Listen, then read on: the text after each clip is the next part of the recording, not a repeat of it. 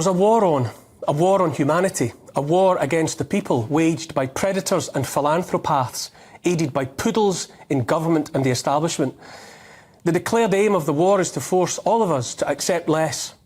At what point did we abandon the notion of hopes and dreams, the desirability of abundance, of plenty? The message from on high used to be about going forth, being fruitful and multiplying. The more the merrier, we were told. The desire was for abundance, including an abundance of people, but not anymore. If you don't hate people, then you might see that more people in the world means more good ideas, more problem-solving potential. If you combine copper and tin, just two elements, you get bronze and a harder edge. If you combine 4 elements, or 10, the potential comes in numbers with more zeros than a person might count. Limitless potential. It's the same with people and good ideas. But for a long time, the message from above has been that humanity is a mistake by Mother Earth, that we are a plague she would do better without. Transhumanism is more of the same, the notion that humanity is not good enough and hopeless without an upgrade made of merging flesh with technology. Technology to make more trillions of dollars for the technocrats and philanthropaths. Transhumanism is eugenics, the conviction that some clever people must take responsibility for ridding the species of perceived flaws and inadequacies, playing God. The original eugenicists spoke and wrote about useless mouths. The transhumanists speak and write about useless eaters. What goes around comes around, eh? The anti-human agenda is everywhere, infecting every walk of life. It baffles me that we're supposed to accept those preaching that we should have less of everything except cold, hunger and poverty, demonstrably can't get enough for themselves, of everything. Software salesman Bill Gates is one of many who talks about how the future will be a better place if fewer people are alive on the planet.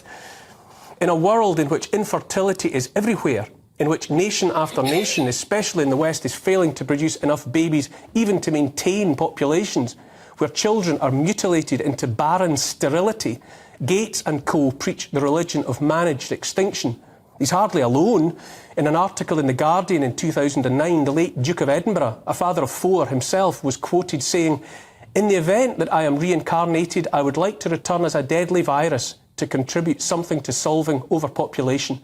Stanley Johnson, father of baby daddy Boris, and of 4 children in total, predicts a future Britain doing splendidly if the island is home to just 10 to 15 million people.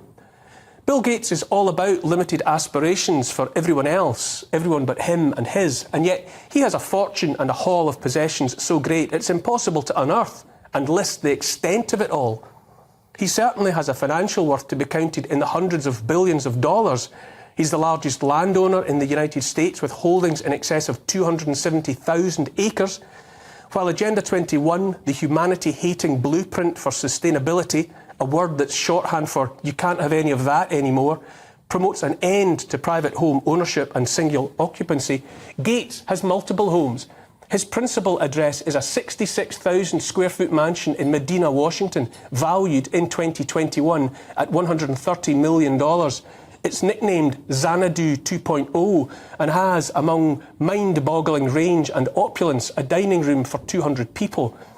He's no fan of cattle, old Bill, and has said all the people of the developed nations should switch to meat grown in laboratories for sale by companies he owns, obviously having invested heavily in Frankenstein fodder. It's not about saving the planet, because the production of this ultra-processed material has a heftier carbon footprint pound for pound than cattle themselves. Bill Gates is very upset about how much carbon you and I make while living our little lives. And yet, as of February this year, his collection of aircraft numbered 6, 4 private jets, a helicopter and a seaplane. He has described private jets as his guilty pleasure. For Gates and his ilk, we are the problem, while he, in his own mind at least, is the solution. The so-called elites of the World Economic Forum pontificate about how all the control in the world ought to be in their hands, the hands of a technocracy. I prefer cacocracy, being ruled by the very worst of people, while we, on the other hand, should have nothing and be happy. When I talk about these stated aims of the WEF, I'm dismissed by the mainstream and their paid shills as a conspiracy theorist, and yet the avowed intention to increase the elite control of everything is there to be read in their own policy documents. My point remains, we are lectured and hectored about the necessity to live smaller, hungrier, colder, limited lives by those whose lifestyles are an exercise in excess. Joe Biden's climate czar, John Kerry, who preaches the end of the world is nigh, has a fortune of hundreds of millions of dollars and owns multiple homes. The family private jet was only sold last year after news broke it had pumped out 325 metric tonnes of carbon during just the first 18 months of his boss's presidency. When Democrat Al Gore ran for US president in the year 2000, his worth was listed at $1.7 million. 2 decades of climate alarmism later, and he's worth $300 million. His investment firm is valued at $36 billion and pays him $2 million a month in salary alone. The father of 4 has multiple homes, including a waterfront mansion in Montecito valued at $13 million, which seems like quite a punt for a man who predicts the world's oceans are set to rise by 10 feet, or perhaps much more. All around us are high-profile billionaires and multimillionaires preaching the need for crushing restraint for the proles from the comfort of sun loungers on the decks of super yachts. Among much else, we need a new, bigger word to replace hypocrisy, which is just not cutting it anymore. This week, a vast majority of British MPs nodded through an energy bill which grants the power of forced entry to private homes to install smart meters, kill switches, enabling the remote disconnection of homes at the will of the state. Wastes of skin in Westminster waved through legislation that means that while the maximum sentence for common assault is 6 months in jail, failure to install a heat pump might see you behind bars for a whole year. Attack and beat a woman in the street and do 6 months. Light a wood-burning stove on a cold winter's night and do twice that much porridge. In the context of Agenda 21, this claim of right to enter private homes smells a lot like letting people know their homes are not their own, just as they'd like us to accept our children are not ours either. That the country has not risen in open revolt at this pernicious evil is frankly beyond me. Some commentators refuse to condone the, how should I say it, retirement of ULEZ cameras by citizen soldiers.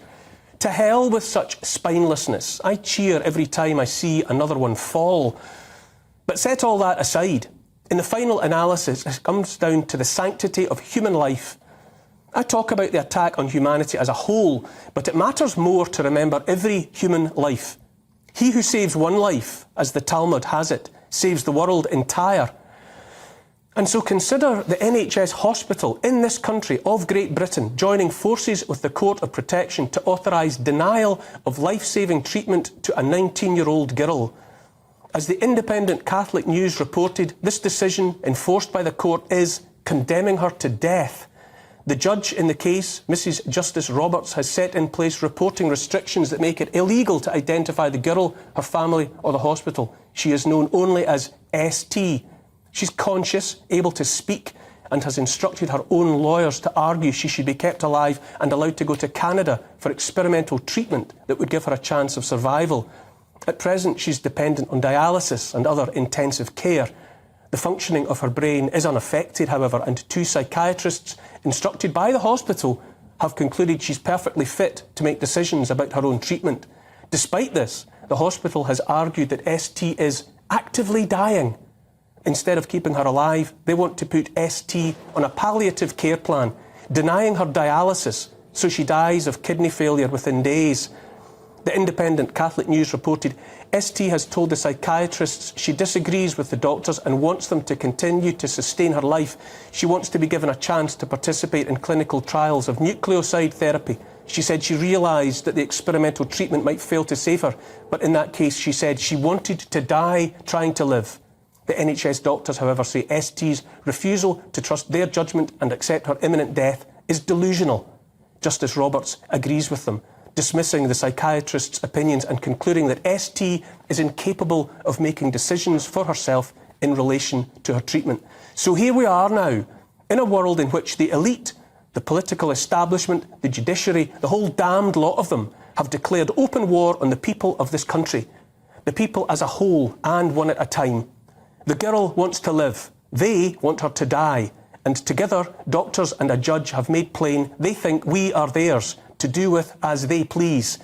If we stand by while this wickedness unfolds, I say we are accomplices before, during and after the fact. There are stains on our souls that won't wash out. I say again, and I'll keep saying while I have breath, that this is the era of techno-predators and philanthropists, phillanthropaths, who cloak evil intent in empty claims of sustainability, diversity, communitarianism and the greater good. I say we are good enough. And even if we weren't, we won't be improved by narcissistic, myopic, elderly ghouls with chronic misanthropy. Here's the thing. In the end, it's about the life of the one, every one of us. What the state seeks to do to the one can happen to any and all of us unless we say no. I grew up in a world that revered resistance to tyranny. The French resistance, the Dutch resistance. Those and more stood in the face of tyranny in wartime. Do you resist tyranny now, or do you wait? And if so,